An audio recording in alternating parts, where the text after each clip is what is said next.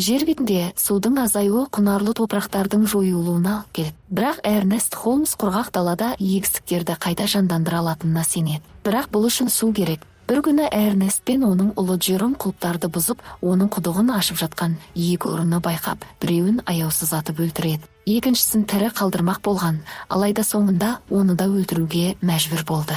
Осыдан кейін олар су құбырының құрылысына барады. Ол алкоголь сатумен айналысады, және қазір оның арбасында бірнеше ондаған бөтелке бар. Құрылыста ол Калебпен кездеседі. Ол Эрнесттің олармен неге сауда жасайтынын түсінбейді. Өйткені ол шекараға барса, бұл тауарларын одан да қымбат бағаға сата алады ғой. Шындығында Эрнесттің мақсаты құрылысшыны оның фермасына су жүргізуге көндіру. Бірақ әзірге ол құрылысшыларды көндіре алар емес. Сондықтан әкесі мен ұлы үйге қайтады. Жолда олардың есегі аяғын сындырып алып, оны атып өлтіруге тура келді. Үйде оларды Эрнесттің қызы Мария күтіп отыр. Қыз үйге қарап, қолдан келгенше көмектесуге тырысады.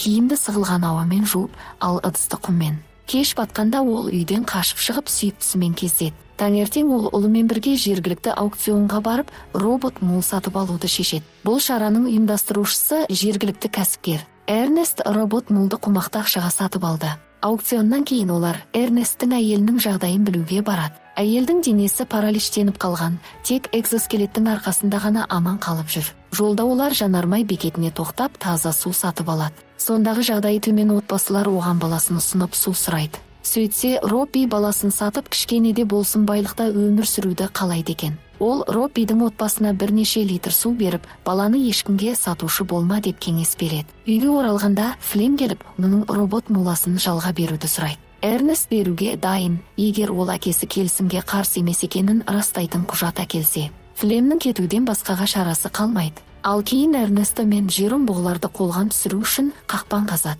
Терең шұңқыр жасап, олар оны матамен жауып, бетіне құм төгеді. Әкесі шекарада көрген қыз туралы әңгімелейді. Олар үйге оралғанда еркек Флемді байқайды, мотоциклмен кетіп бара жатқан.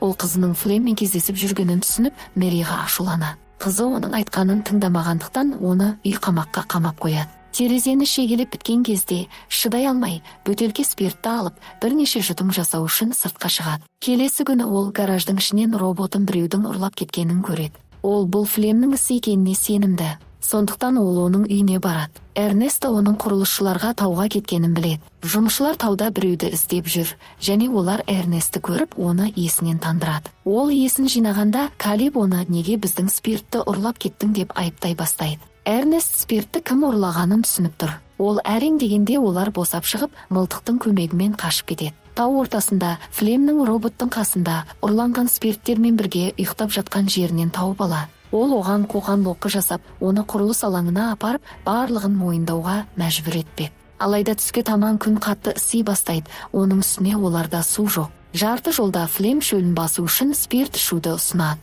Эрнест бірнеше литр спирт ішіп алып жолын жалғастырмақшы болған, бірақ ол енді аяғында тұра алар емес. Осы сәтті пайдаланған Флем оған тас лақтырып, басына дәл тигізеді. Содан кейін ол қалған спиртті оған құйып, оның аяғын роботқа байлап құрылыс алаңына жібереді. Джером бірден әкесіне бірдеңе болғанын түсінеді. Ол оны іздеп құрылыс алаңына келгенде әкесінің өлімі туралы біледі. Жерлеу рәсімінен кейін ол әпкесімен бірге анасына барып, қайғылы хабарды жеткізеді. Оларды Флем өзінің көлігімен алып кетеді. Осы күннен бастап Флем Эрнесттің фермасында тұра бастады. Өйткені Мэри құрсағында оның баласын көтеріп жүр. Бір күні Флем Калебке егер ол Эрнесттің фермасына су жүргізбесе, сол күні Эрнесттің онымен ұрысы болған жайлы хабарлайтынын айтады.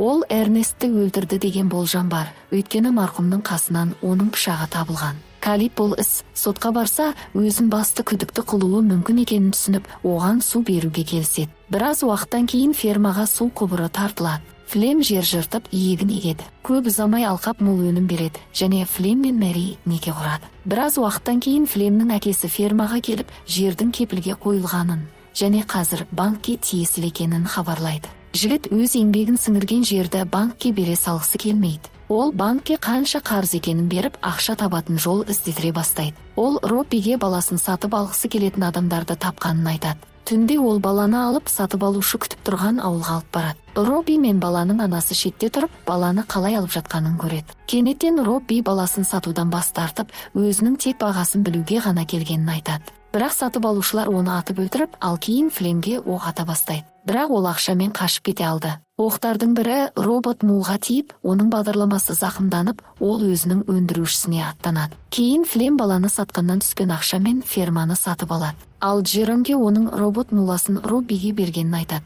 Бірақ робот өзі өндірілген жерге келіп, дүкеннің иесі Джероммен байланысып, оның роботы өзінде екенін хабарлайды. Бір күні Джером Роббидің әйелі өз баласын емес, қуыршақ көтеріп жүргенін көріп, бірдеңеден күдіктене бастайды. Ол өзінің роботына барайын деп шешеді. Ол дүкенге жетіп, ер адам оған роботты көрсетеді. Сондай-ақ ол роботтың көзінде камера орналасқанын біледі. Демек ол барлық нәрсені бейнеге түсіріп отырады. Ол әкесінің қайтыс болған күнде не болғанын көреді. Осылай ол әкесі Флемнің қолынан қайтыс болғанын түсінеді. Сол түні Флем осы аймақта көп жылдар бойы болмаған жаңбырдың дауысынан оянып, Джеромның орындықта отырғанын көреді. Ол роботтың қайтып келгенін айтады.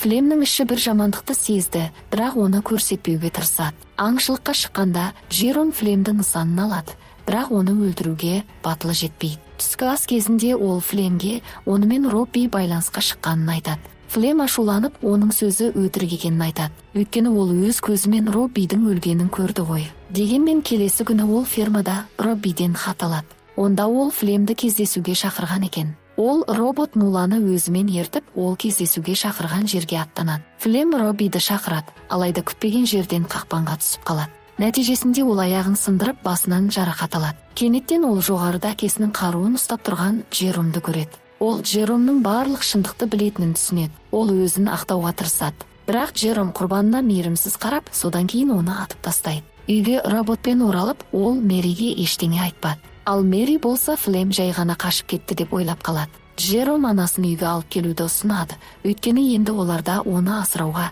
жеткілікті ақша бар. Кейінірек жасөспірім роботтың жадын өшіріп тастайды. Осы жерден фильмде аяқталады. Егер осындай видеоларды жиі көргіңіз келсе, каналға жазылып, лайк басуды ұмытпаңыз. Қоңыраушаны қосып қойыңыз. Сіздермен бірге болған кино айтушы